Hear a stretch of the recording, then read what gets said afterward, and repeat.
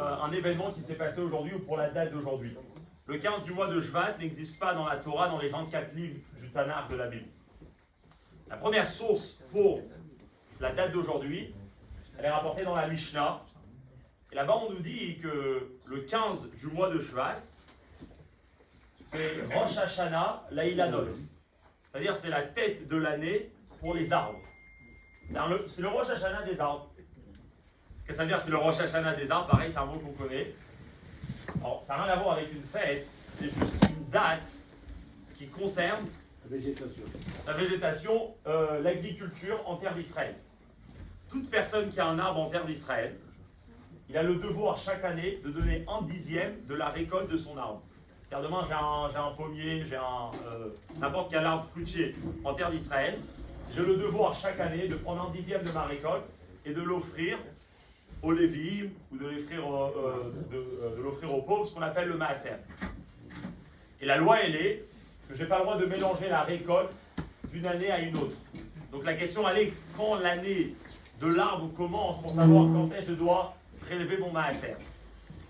La Mishnah, elle vient nous dire qu'aujourd'hui, le 15 du mois de Shvat, c'est le début de l'année pour les arbres. Donc ça concerne juste une certaine loi quand on est en terre d'Israël, mais rien d'autre. Ce n'est pas une fête, ce n'est pas un événement spécial, c'est une loi que tout celui qui aujourd'hui a un arbre en Israël, il a besoin de savoir.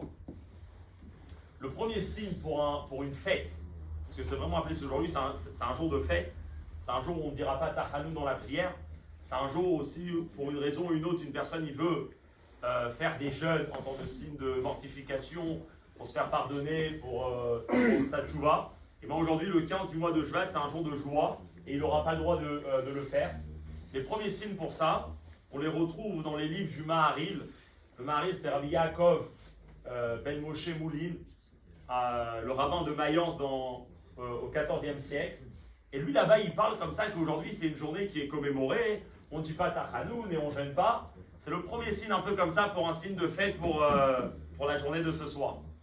Et c'est seulement vraiment plus tard, et c'est intéressant parce que c'est une fête qui est venue vraiment dans les centaines dernières années.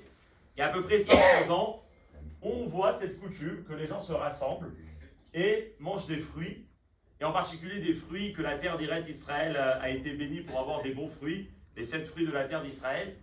Et en fait, donc, si on veut remonter dans le temps, ça fait à peu près 400-500 ans, on fête cette fête-là, de manger des fruits et de se rassembler et fêter. Mais sur la question reste, qu'est-ce qu'on est en train de fêter? C'est une fête qui arrive comme ça chaque année, mais qu'est-ce qu'on est en train de fêter? Alors, si quelqu'un a une réponse? La montée des Asèves dans les arbres, non? On va arriver. Bonjour. Bonjour. Taché arrête. Déchet. La Torah continue de veiller à l'ordre de Kadosh Baruch Hu depuis la création et quand il va recevoir Adam et Noah. Tout à fait. Alors, une des explications qui ont été données pour ce soir, c'est qu'en réalité, ce soir, on remerciait Dieu sur la création du monde. On remercie Dieu sur la création de la nature. Dieu, il a créé un monde. Ce monde-là, il continue, ça fait plus de 5000 ans. Il y a un jour dans l'année où on a fixé qu'on va se rassembler et on va le remercier. Le remercier sur les arbres qu'il a mis et les fruits qu'il a donnés dans le monde. Et ça, c'est la signification de la fête. Mais ce n'est pas suffisant. Parce que si oui, alors pourquoi spécialement aujourd'hui? Et pourquoi on ne l'a pas fait avant?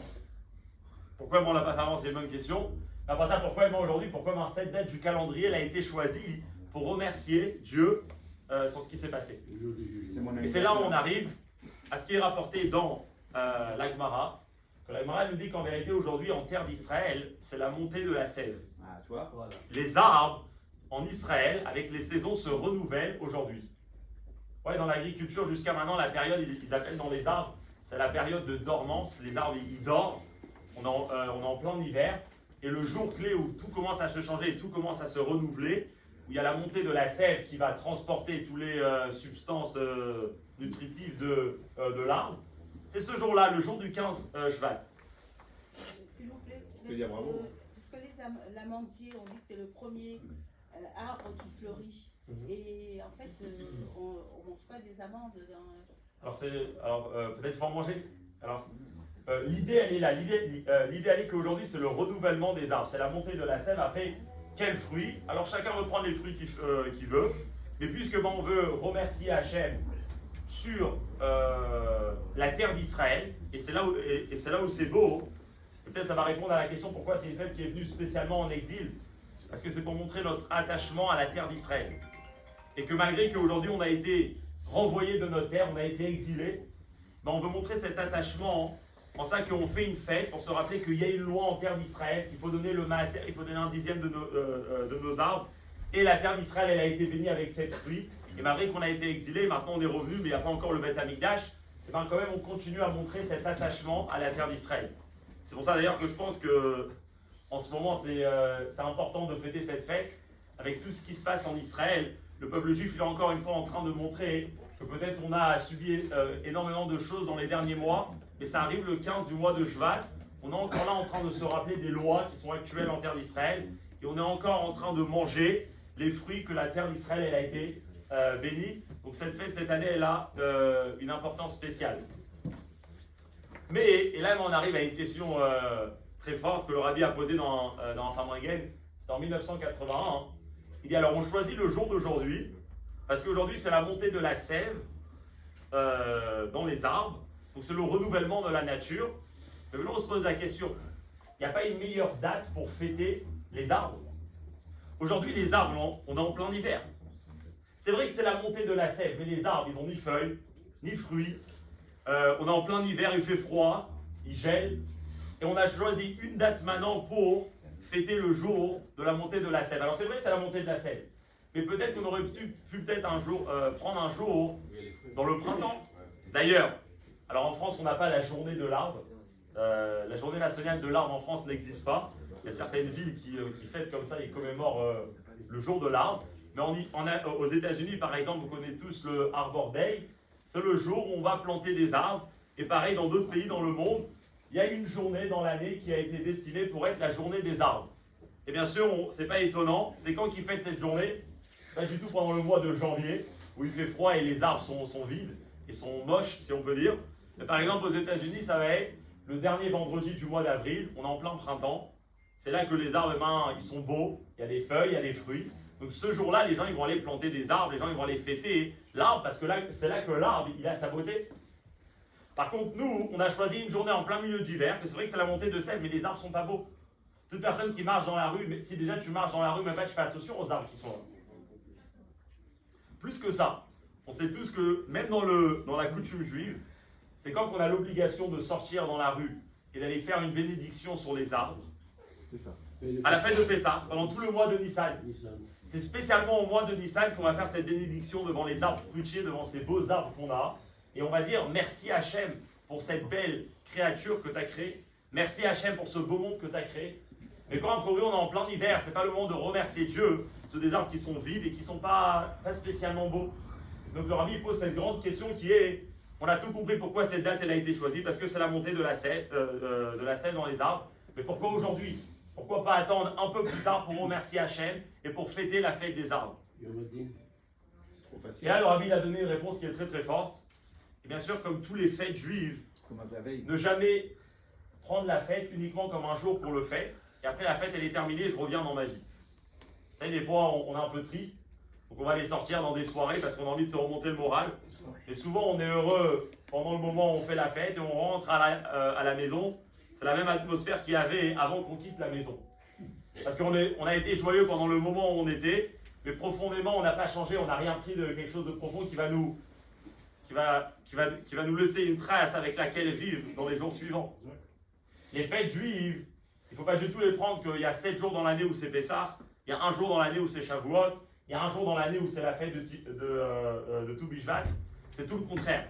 Les fêtes juives, c'est des idées avec lesquelles on doit vivre pendant toute l'année. Seulement quoi, il y a certains moments dans l'année qui viennent et dans lesquels on accentue cette idée-là. Mais le but, il est de vivre tellement profondément l'idée du jour, à un tel point qu'elle pourra nous aider pendant tout le reste de l'année. Donc si on vient se poser la question, qu'est-ce que c'est la fête de Tu Bishvat? Si on vient pour se poser la question, pourquoi aujourd'hui on est joyeux? Et pourquoi c'est le jour de la montée de la sève qu'on fête la fête des arbres alors que les arbres sont moches? Les gens n'ont pas envie de passer du temps dans la rue parce que dans la rue il fait froid. C'est pas seulement que le message qui est derrière, il peut nous donner énormément. Et c'est un message avec lequel on va vivre, pas seulement aujourd'hui, le jour de Tu Bishvat, mais c'est peut-être un message qui peut nous aider durant toute l'année. Et en tant que juif attaché à la Torah, c'est sûr que ce message, il va nous aider spécialement cette année avec tous les événements que le peuple juif il est en train de vivre. Parce que spécialement cette année, si on veut un peu trouver une certaine consolation, ou du courage, ou de la force pour les événements qu'on est en train de vivre, alors essayons un peu de réfléchir à nos fêtes. Parce que nos fêtes, c'est les sources de joie pour le peuple juif. Donc peut-être que nos fêtes peuvent nous apprendre quelque chose pour comment vivre au quotidien avec tout ce qui est en train de se passer en terre d'Israël et même pour chaque juif individuellement dans sa vie. Le rabbi il a dit quelque chose de très beau. Le rabbi il dit, et on va un peu traduire ça dans des mots actuels, que faire la fête des arbres le jour du printemps, ça ne demande aucun effort. Fêter le fait que Dieu il a créé un arbre qui est beau et qui a des belles feuilles et des beaux fruits. Quand l'arbre il est superficiellement beau et tout le monde est d'accord, ben, ça ne demande aucune force, ça ne demande aucune intelligence, ça ne demande aucun courage. Pourquoi? Parce que tout le monde le voit. Être heureux quand dans la vie tout va bien, c'est normal. Être heureux quand mon arbre il donne des beaux fruits, quand ma famille elle va bien et quand mon entourage il va bien, hein, c'est quelque part normal. Donc faire la fête des arbres pendant les moments du printemps, par contre, vient la force du peuple juif et vient le secret du peuple juif et il vient te dire la chose suivante. Le peuple juif, c'est un peuple que peut-être il fait très froid tout autour. Le peuple juif, c'est un peuple que peut-être son arbre, il a perdu tous les fruits. Il a perdu tous les feuilles. Et il a passé des tempêtes et il a pris des gros coups. Mais nous, on sait regarder qu'est-ce qui se passe profondément. Et le jour de la montée de la sève, on est en train de dire la chose suivante. Peut-être que superficiellement, tous les non-juifs autour, ils peuvent nous regarder et nous dire c'est un arbre qui ne donne pas de fruits. C'est un arbre qui n'a pas de futur. C'est un arbre qui n'est pas beau. Le peuple juif, il a perdu sa force, il a perdu sa fierté, il a perdu sa mission. Ça fait 2000 ans qu'il est déjà en exil. Mais nous, le peuple juif, on sait que la montée de la sève, c'est le début d'un processus. C'est le début d'un processus qu'avec les yeux d'une personne intelligente, on sait, qui va aboutir que dans quelques mois, il y aura un arbre qui va grandir et il y aura un arbre qui va donner des fruits, il y aura un arbre qui va être très beau et que tous les gens voudront le regarder. Et ça, c'est peut-être le secret du peuple juif. Rester fort et rester heureux et savoir voir les choses que les autres peuples ne savent pas voir. Et c'est d'ailleurs pourquoi tout le monde se pose la question, comment le peuple juif il a pu tenir pendant 2000 ans d'exil. On n'a pas eu de terre, on était expulsés d'un endroit à l'autre, tout le monde a voulu nous massacrer. Donc dans la logique des choses, on a passé tellement de tempêtes, notre arbre, il a perdu tellement de sa beauté. Est-ce que c'est possible qu'il y ait un futur pour lui? Quelle est la réponse? Le peuple juif, il savait toujours voir la montée de la sève à chaque période de son histoire. Ça peut être la saison du printemps ou la saison de l'hiver. Il sait voir les beaux fruits que l'arbre peut donner. Et quand il n'en a pas superficiellement, quand il n'en a pas dans son aspect extérieur, il sait voir qu'est-ce qui se passe au fond de l'arbre. Et ça, c'est le premier message qu'on peut apprendre de notre fête. C'est quoi? C'est que dans les moments dans lesquels on est en train de vivre maintenant, il faut réussir toujours à trouver cette énergie-là qui reste à l'intérieur de l'arbre et qui n'a jamais été touchée. Dans les mots de la Chassidoute, réussir à trouver dans les moments difficiles de la vie cette neshama, cette âme que Dieu il a implantée à l'intérieur de chaque juif, que cette partie de la personne, elle est tout le temps restée intacte malgré toutes les choses qui a pu se passer avec lui. Quand une personne il sait qu'il a quelque chose au fond de lui qui n'a jamais été touché, le jour où il veut remonter, il sait qu'il a sur quoi construire. Il sait qu'il a sur quoi développer ses forces intérieures que Dieu lui a données. Donc dans les mots du Rabbi, le jour de la fête de Tou Bishvat, c'est quoi? Le peuple juif, il fête la fête d'un potentiel qui va se réaliser. D'une réalité qui est peut-être encore un peu spirituelle, un peu cachée, mais que bientôt, elle va commencer à se développer. Que bientôt, elle va commencer à se réaliser, à montrer des beaux fruits pour le peuple juif. Et ça, c'est le premier message de la fête.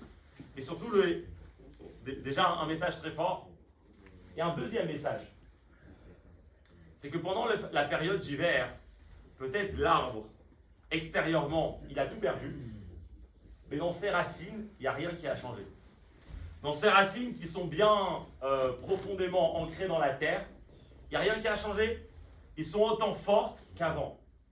Superficiellement, il a l'air d'avoir perdu sa force, mais quand tu vas voir ses racines, tu vas voir qu'il a une force qui est imbattable.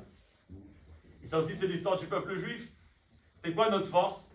c'est qu'on a toujours réussi à nous attacher à nos racines. On a le peuple juif, il subit des martyrs. Pourtant, qu'est-ce qu'ils font? Ils vont toujours apprendre les mêmes livres de Torah.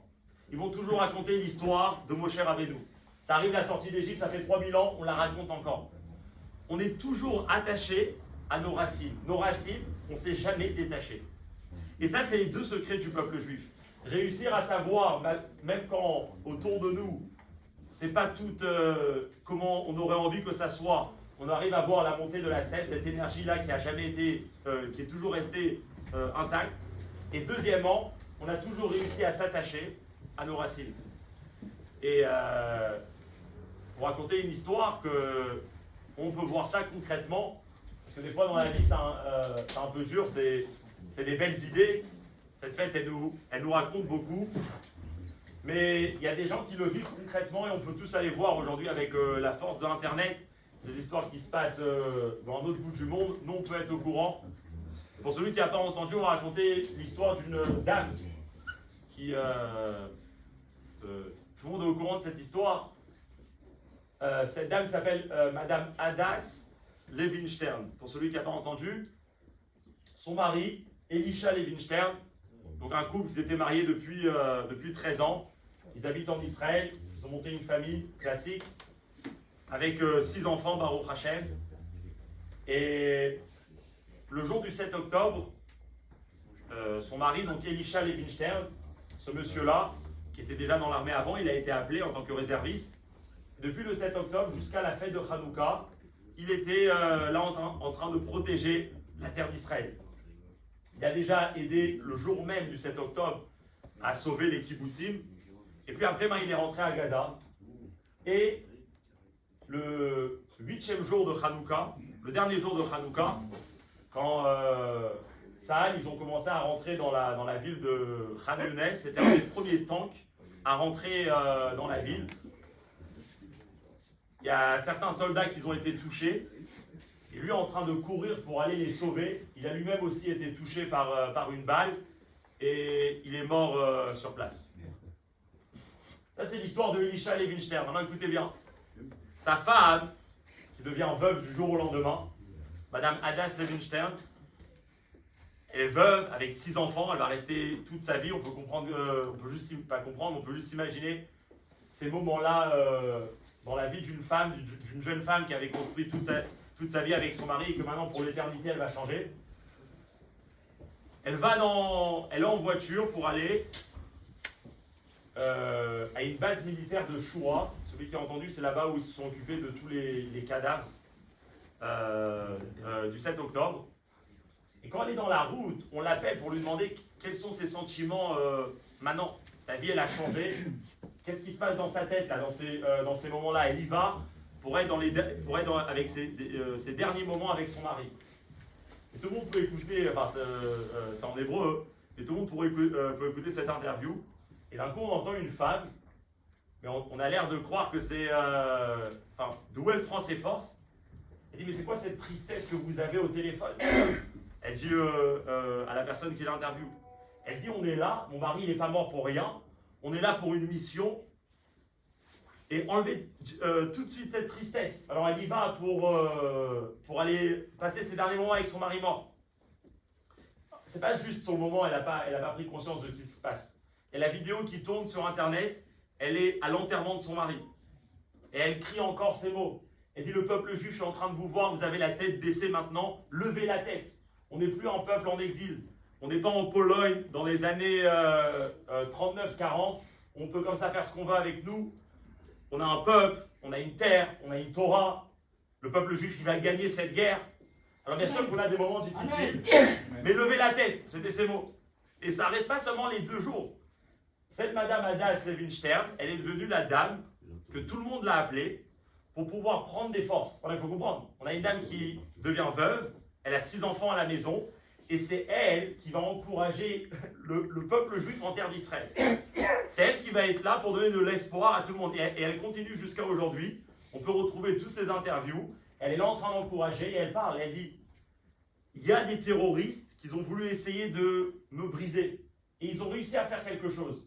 Ils ont réussi à me prendre mon mari. mais ils ne vont pas réussir à me prendre ma joie de vivre. Ils ne vont pas réussir à m'enlever le sourire.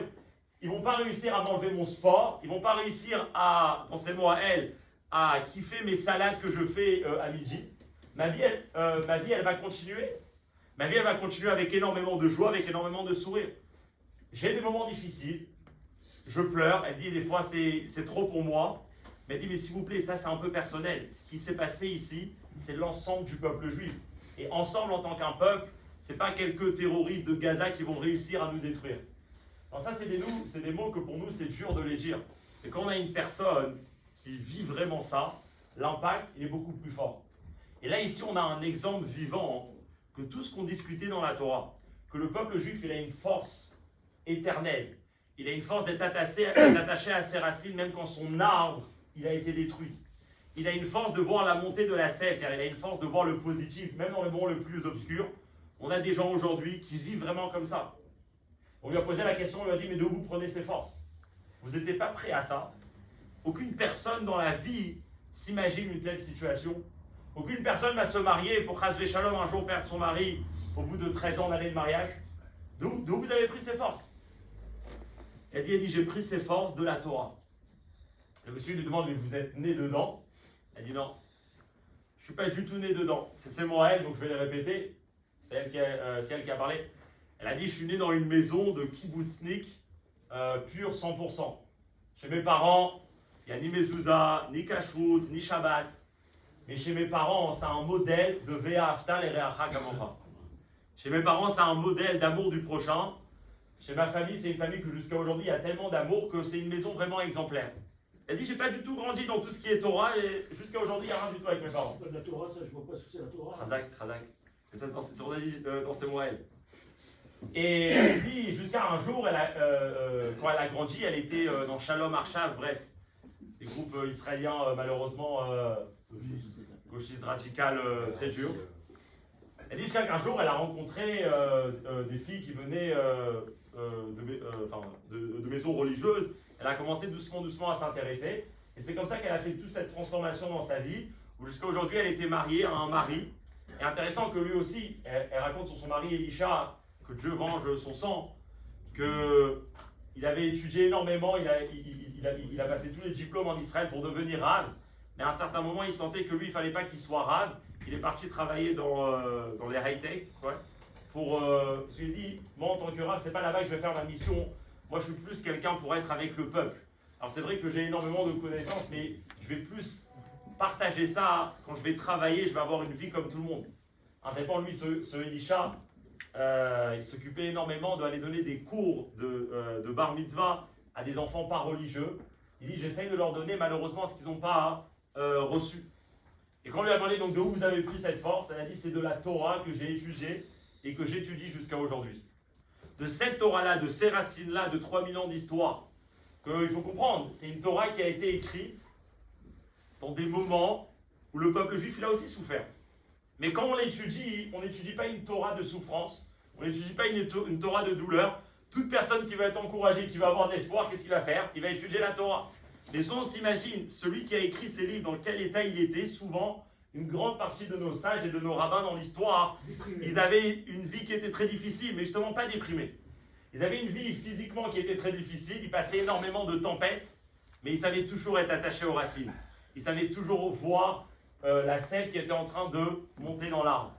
Alors si on peut terminer avec ça pour prendre une force de ce soir, si on est là à Tou Bishvat ensemble, et on comprend donc c'est quoi la fête de Tou Bishvat, spécialement dans l'hiver, spécialement quand tout le monde pense que c'est un moment qui fait froid et qui est dur pour le peuple juif, nous on se rassemble et on fête l'arbre, comme c'est écrit dans la Torah que qui a Adam, Etz Asadé, que l'homme c'est un arbre du champ, c'est-à-dire que l'homme il a ces mêmes forces, que malgré qu'il y ait énormément de tempêtes, il peut toujours s'attacher au Adam qui est à l'intérieur de lui, que le mot Adam vient du mot Adamé, la Elion, ressembler à Hachem, à la partie de Dieu que Dieu il a implanté à l'intérieur de chacun. Et plus on va s'attacher à nos racines, plus et plus on va réussir à prendre exemple de ces personnes vivantes dans les moments les plus difficiles. On pourra très bientôt que ce ne soit pas seulement un arbre qui a des racines très fortes, mais un arbre avec tous ses fruits, toutes ses feuilles, qui sera très bientôt avec la venue de Mashiach.